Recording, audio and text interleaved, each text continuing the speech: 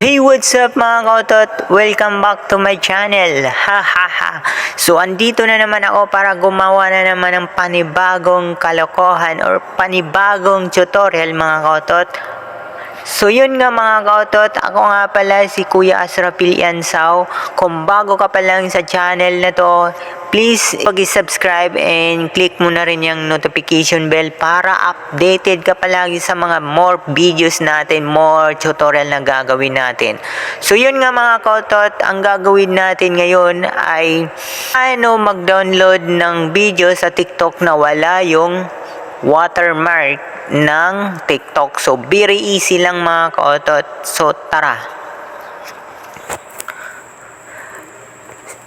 So yun nga mga kotot, punta tayo sa TikTok application.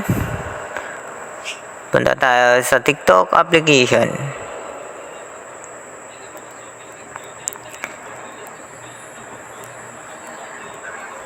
Saan na ba? Ito, punta tayo dito.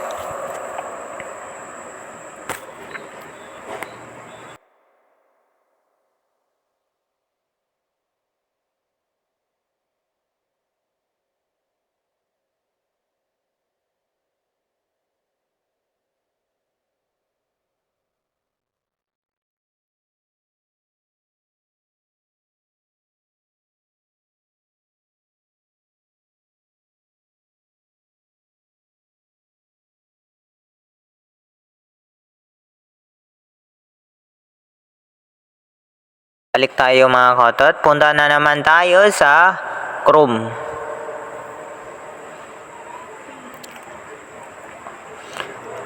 Tapos, sulat natin yung SS. Ayan. SS TikTok. Ayan. Ito. TikTok downloader without watermark.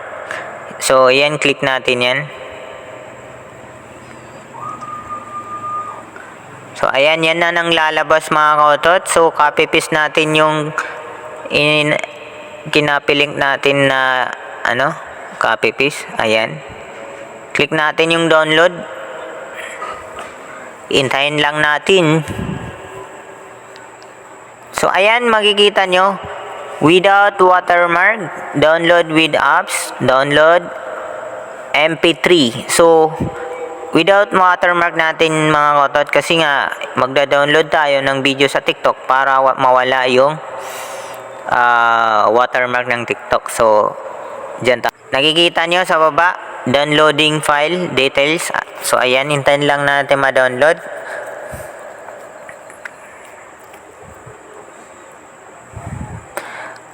Ganyan lang naman kadali mag-download ng video without watermark. Ganyan lang kadali kung paano alisin ang watermark ng TikTok. So, very easy lang mga kotot. So, sana nakasunod kayo sa mga tutorial natin mga kotot. So, kung bago ka pa lang sa channel na to, please subscribe my channel and click mo na rin yung notification bell para updated ka palagi sa mga more tutorial natin mga kotot. So, thank you sa panunod mga kotot. Babus!